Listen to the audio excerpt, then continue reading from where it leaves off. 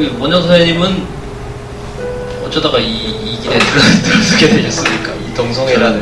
네, 저는 기자님이 찍기다시시니까 저는 된장입니다. 처음으로 된장인데 제가 된장 일을 하려고 하다 보니까 여기까지 온 것 같은데, 사실 에이즈 환자를 보게 됐는데 에이즈 환자분들이 요양병원에 입원하기가 좀 어려운 면이 있어가지고 에이즈 환자를 받는 요양병원이 없는데, 제 주변에 에이즈 환자분이 한 분 계셨는데 그분이 자신이 에이즈라는 걸 밝히지 않는, 왜냐면 에이즈라는 걸 밝히면 좀 사람들이 꺼려할 수 있으니까. 그게 몇 년도예요? 2009년도니까 2009년도? 벌써 참 됐죠. 근데 그분이 수술을 받은 다음에 갈 데가 없다고 그래서 저희 병원에 모시게 됐는데, 이분이 진짜 어려운 분이에요. 치료비, 간병비 다 제가 내기로 하고 오시고 그렇게 지내셨는데, 소문에 소문이 나가지고 1번이 2번, 2번이 3번 쫙 이렇게 되더니 나중에 60분까지 왔어요. 참고로 우리 원영 선생님 계신 병원은 이제 수동연세 요양병원이고요. 남양주에 있습니다. 그러니까 2009년에 남양주에서 일어난 일이 지금 말씀을 해주시는 거예요. 예, 말씀해 주세요. 그래서 그 환자분들을 뵈다 보니까 제가 사실은 암 환자 전문입니다. 암 환자 전문인데 하나님이 인도해 주셔서 에이즈 환자분들도 보게 된 거죠. 그래서 암 환자가 200분, 에이즈 환자가 한 60분, 그리고 실버타운도 같이 해서 네. 어른들 사는 실버타운이 140채를 하고 있어요.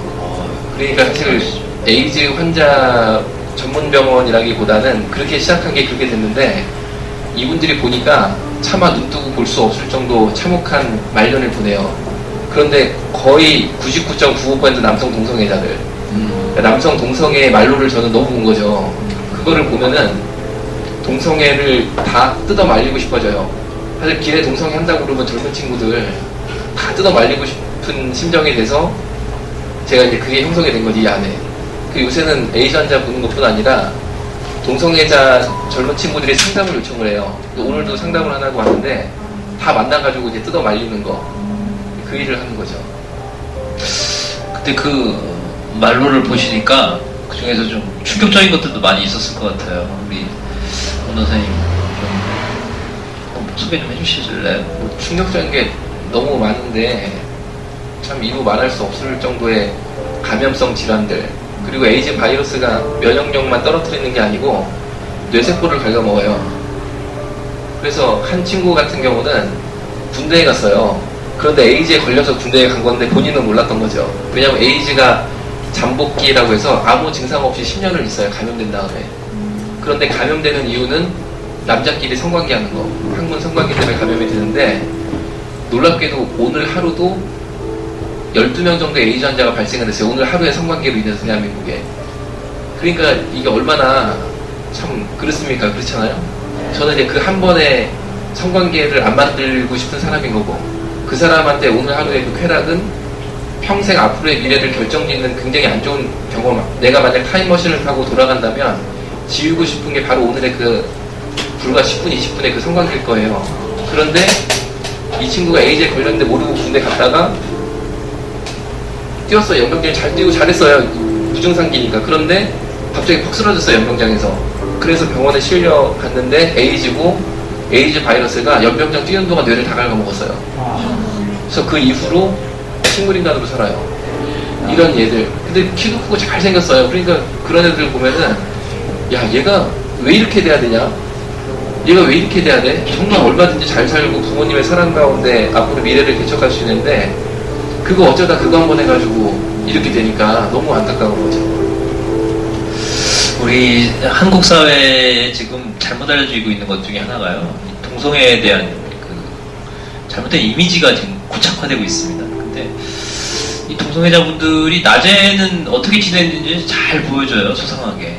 근데 밤에 무슨 일을 하는지를 안 보여주는 거예요. 근데 문제가 뭐냐면, 우리 의사 선생님이니까 제가 또 여쭤보면서 또 얘기를 나누도록 하겠습니다. 그 에이즈가 왜 감염되죠? 에이즈는 수혈로 인한 감염은 2006년 이후에 대한민국에 한 건도 없어요. 그러니까 현재 에이즈는 100% 성접촉에 의해서 감염이 되고 있는데, 그 성접촉도 남성 간의 항문 성관계를 통해 감염이 되는 거예요. 그러니까 감염 경로가 너무나 명확한 대표적인 질병이 에이즈인 거죠.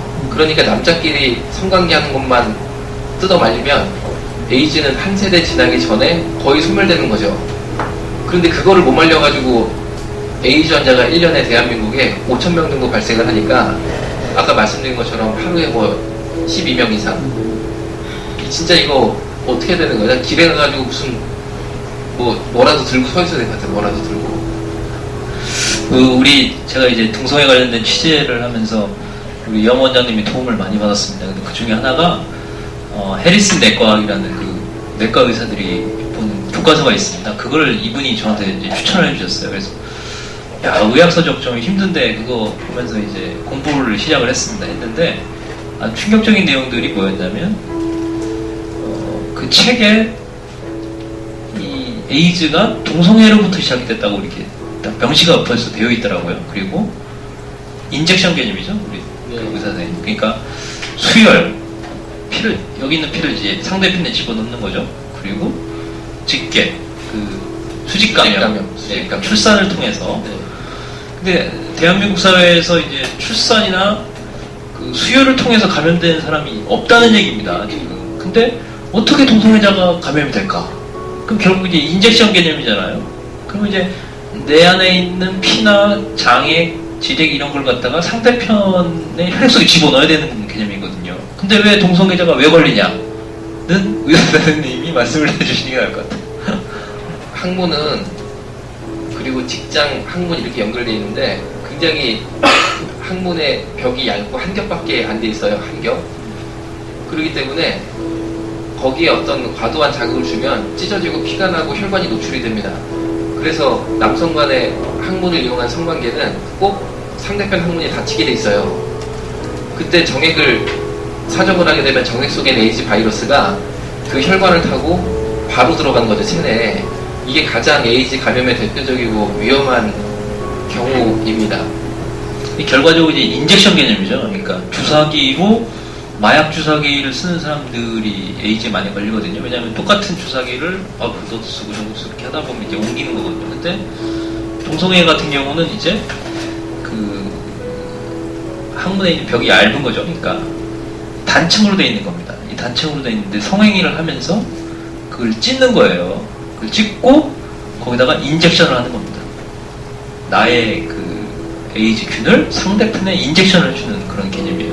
그래서 1988년 이후로 남성 대 여성의 비율이 어느 정도로 라고 말씀드린 남자 거예요. 환자가 93%, 여자 환자가 약 7%인데 거의 11대 1 정도, 재작년 보면 11대 1 정도.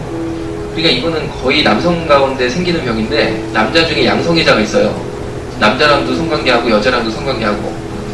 이런 남자가 다른 남자한테 옮은 다음에 자기 부인한테 감염을 시킨다든지 이런 여자들이 감염되는 경우는 이 에이즈 감염에 대한 아주 단적인 예를 보여주는 게 여수라는 도시에 어떤 여자 창녀촌에 근무했던 분이 한 분 계셨어요. 그러니까 창녀 생활을 한 거죠.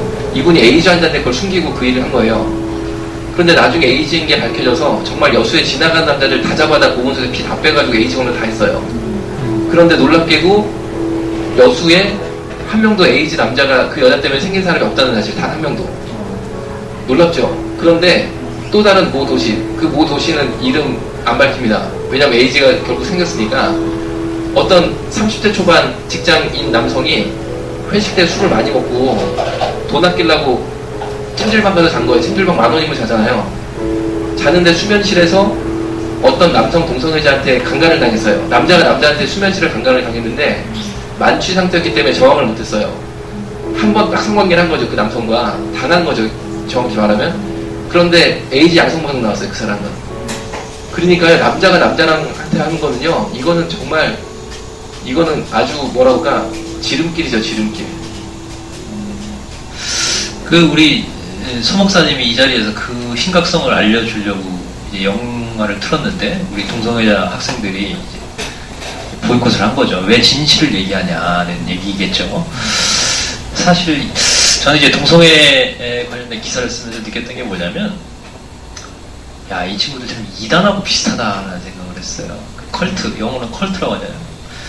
이 이단들은 자신의 실체가 드러나는 걸 되게 두려워해요. 왜냐하면 일반 교회나 종교 집단 같은 경우는 이제 자기를 알리려고 하잖아요. 그래서 포교를 하고 오시라고 웰컴인데 이 친구들은 자신의 정체를 숨겨요. 왜냐하면 오픈되는 순간 갈 사람이 없는 거예요. 왜냐하면 남자 하나님은 국수 먹다가 뇌졸중으로 돌아가시고 여자 하나님은 73세 할머니예요. 근데 믿을래 그러면 올래 그러면 아무도 안 오죠. 그거를 누가 가겠어요 그 자리를. 근데 그걸 이제 철저히 숨긴 다음에 이제 혹하는 그러니까 그 포교 대상자가 원하는 것을 던져줍니다. 애정을 주든가 관심을 주든가 아니면 그 사람이 필요한 것들을 계속 주거든요. 그러면 이제 호감을 갖게 하고 그렇게 해서 설적이 이렇게 끌어오는데 거짓말 한다는 거, 그 진실을 밝히지 않는다는 거는 되게 비슷해요. 그리고 소송을 잘 쓰거든요 이분들이. 근데 동성애자들도 소송을 많이 제기하죠. 우리 요원자님 고생 많이 하셨어요. 투쟁 이분이 투사입니다. 투사 이래봬도 이 목사님 이분이 목사님이거든요 사실. 근데 이분이 사실 투사예요 지금. 그래서 다 이겼어요. 그 얘기도 좀 해주시죠. 목사님, 서 목사님께서 여러 가지 아까 초반에 좋은 말씀, 은혜로운 말씀 너무 감사했는데 저 목사님께서 잘못하신 건 저는 전혀 없다라고 생각합니다. 저는 전혀 없다고 생각하고 사실은 그 일을 기사를 통해 봤을 때 제가 보자마자 여기에 전화를 했어요. 나는 지지한다 목사님 하신 일. 그 카페 지지한다. 제가 전화를 했습니다. 왜 그러냐면은 너무나 제가 잘 알아요 그 친구들을. 그런데 그냥 물고 뜯는 게 습성이기 때문에 그런 거지 목사님이 잘못해서 물린 게 아니에요. 당연히 저도 그 영상 봤거든요. 또 저도 그 영상에 나와요. 조금 나와요. 많이 나오시죠? 아니 그게 동성애자들을 차별하는 내용이 전혀 없어요. 다만 동성에서 벗어난 사람들의 이야기들 그리고 동성애와 에이즈의 당연히 의학적인 사실들을 이야기하는 것 뿐인데 그거 가지고 카페를 보이콧하겠다 이것은 카페를 망하게 하겠다는 뜻인데 이거는 굉장히 제가 볼 때는 잔인하고 아주 나쁜 행동이거든요. 그러니까 그거를 저는 이해할 수가 없고 거기에 대해서는 맞서 싸워야 된다고 생각을 합니다. 저 또한 수없는 고발 제가 의사지만 전관항을 다 세웠어요. 우리 병원 일로요. 검찰, 경찰, 감사원, 국가인권위원회, 질병관리정보, 보건복지부 의사 중에 제가 전관항을 세웠어요. 고발당한 저희 병원 일로 고발당한 전관항. 그런데 뭐 괜찮더라고요. 뭐 괜찮고 뭐 그냥 별일 없습니다. 그냥 별일 없고 오히려 전승이시단 말이에요. 전승. 네. 전관아. 예. 다 무혐의. 저희 병원 건으로 고발당한 거 다 무혐의. 그런데 제가 에이즈 환자분인 거 비밀로 했었거든요. 알려지면 안 되잖아요 지역사회에서. 그런데 그 친구들이 저를 커밍아웃 시킨 거죠. 자동 커밍아웃. 에이즈 환자 보는 의사로. 그러니까 제가요 활동하기가 얼마나 편한지 몰라요. 에이즈 환자 본다. 내가 에이즈 환자 보니까 동성애 이런 거다. 그러니까 나를 세상에 등단시킨 게 그 친구들이야. 얼마나 감사한지 몰라 지금은. 참 이런 말씀은요 다 극복하고 이긴 사람만이 할 수 있어요. 저도 최근에 6억 4천만 원짜리 소송에서 거의 다 이겼습니다. 이걸 법적 투쟁을 하다 보면 처음에는 스트레스를 엄청나게 받습니다. 이 압박감이 장난이 아니거든요. 이 머리에 6억 이상을 지고 산다는 게 우리 원장 선생님도 마찬가지셨을 텐데 스트레스를 받습니다 처음에. 근데 어느 순간 이것이 나의 사명이고 내가 해야 되고 내가 길을 만들어놔야 된다는 생각을 하잖아요. 그때부터 재밌더라고요. 즐기기 시작합니다. 그때부터 즐기면서 이제 1심도 하고 2심도 하고 이제 대법원 남겨있는데 그냥 뭐 법정에도 가고 경찰서에도 가고 검찰에도 가고 뭐 이런 과정들을 어려운 과정들을 참 많이 우리 원장 선생님 겪으셨습니다. 얼마 전에 검찰에서 전화 왔어요. 그 고객 만족도 조사한다고 다니시면서 불편한 거 없냐고. 내가 그렇게 단골인가 봐. 핸드폰으로 고객 만족도 조사했으니까.